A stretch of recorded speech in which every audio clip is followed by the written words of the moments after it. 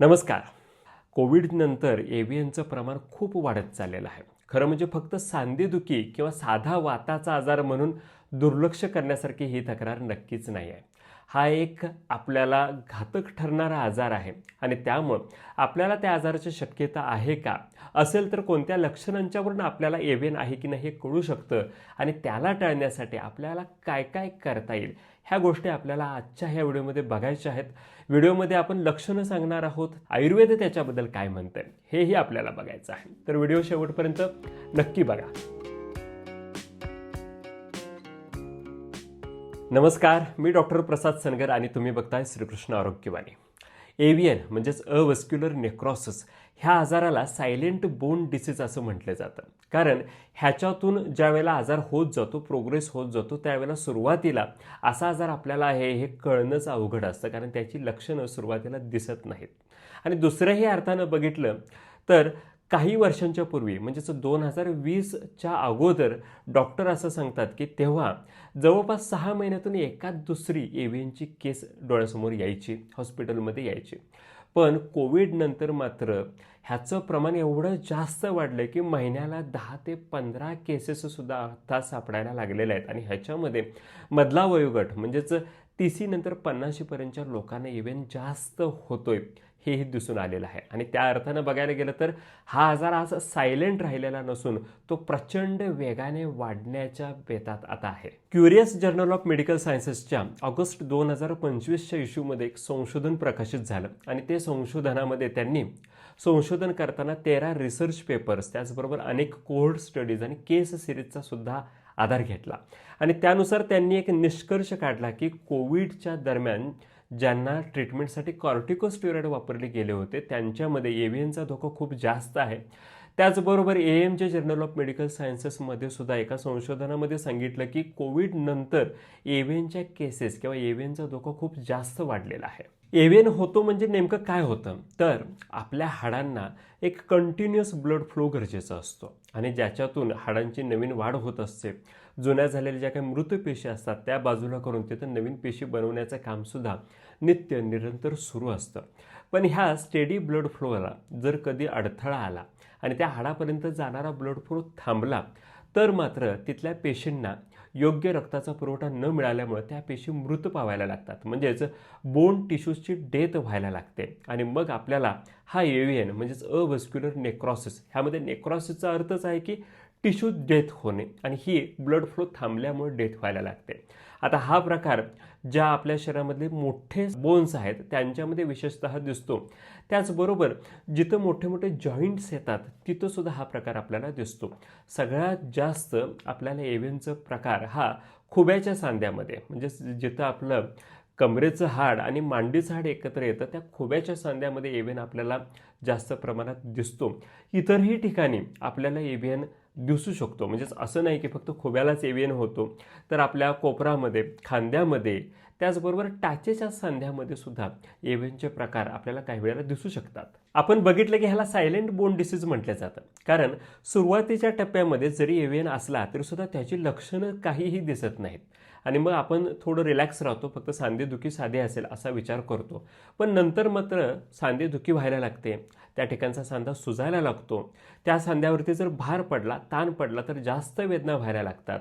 कधी जिने चढताना त्रास होतो, जास्त वेळ आपण एका जागी उभारलं तरीसुद्धा त्रास व्हायला लागतो आणि नंतर तर त्या सांध्याच्या ठिकाणी किंवा त्या हाडावरती कुठलाही भार देणं अशक्य होऊन जातं. आणि मग अशा वेळेला तो पेशंट डॉक्टरांच्याकडे जातो. तिथं एक्सरे किंवा MRI जर केला गेला, वेळीच केला गेला, तर मग आपल्याला तिथं एव्हीएन आहे ह्याचं निदान होतं. कारण त्या एक्सरे MRIमध्ये आपल्याला सरळ त्या हाडाचे जे अग्रभाग असतात त्याच्यावरती ब्लड सप्लाय थांबल्यामुळे तिथं जी टिश्यू डेथ झालेली असते ती दिसायला लागते. कोविडचं इन्फेक्शन आणि त्याच्या उपचारासाठी जे कॉर्टिकोस्टेरॉइड वापरले गेले होते त्याच्यामुळे सुद्धा एव्हीएन बऱ्याच जणांच्या मध्ये अलीकडे दिसतोय.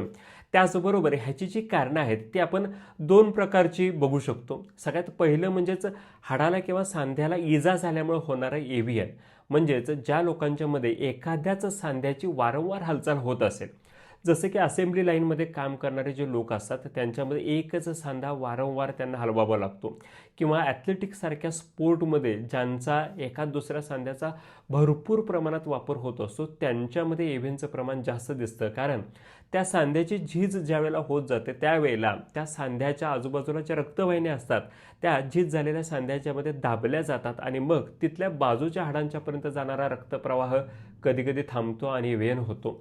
अगदी टूर दी फ्रान्स जी स्पर्धा आहे 2006चा त्याचा विजेता फ्लॉइड लँडिस ह्याला सुद्धा एव्हीएन होऊन गेलेला आहे आणि त्यानं सुद्धा अशी रिपिटेटिव्ह मुवमेंट त्याच्यामागे कारण होते असं सांगितलंय. रिपिटेटिव्ह मुवमेंट एव्हीएनला कसं कारणीभूत ठरतात हे तर आपल्याला कळालंच. त्याचबरोबर नॉन ट्रॉमॅटिक म्हणजेच वारंवार सांध्याला कुठलीही इजा नसली तरी सुद्धा अनेक वेळेला एव्हीएन होतो, ज्याच्यामध्ये कोविड हे कारण आहे. त्याचबरोबर स्टेरॉइडची जी औषधं आहेत ती जास्त प्रमाणात आणि जास्त दिवस जर आपण घेत असू तरीही हा तक्रार होऊ शकते.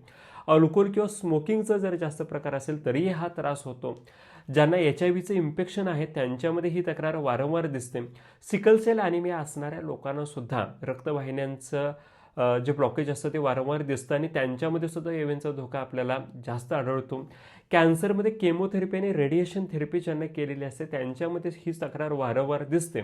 आणि ज्यांना कोलेस्ट्रॉलची पातळी ज्यांच्यामध्ये जास्त आहे त्यांच्यामध्ये सुद्धा रक्तवाहिन्यांच्यामध्ये कोलेस्ट्रॉल साचल्यामुळं तिथून पुढे हाडांच्यापर्यंत जो रक्तपुरवठा असतो तो थांबून एव्हीएन होऊ शकतो. आयुर्वेदामध्ये ह्याला वात विकारच मानलेला आहे. ज्या वेळेला वात खूप जास्त प्रमाणात वाढतो म्हणजेच वात प्रकोप शरीरामध्ये होतो त्यावेळेला अशा पद्धतीच्या तक्रारी दिसतात असं सांगितलं आहे. आणि इथं फक्त वात वाढत नाही तर आपल्या शरीरामध्ये अस्थि आणि मज्जा धातूच्यामध्ये ज्या वेळेला वात जातो त्यावेळेला वाताचा जो कोरडेपणाचा गुणधर्म आहे त्यामुळे तिथं झीज व्हायला लागते आणि मग अशा तक्रारी होतात असंही आपल्याला आयुर्वेदाच्या ग्रंथांच्यामध्ये दिसून येतं.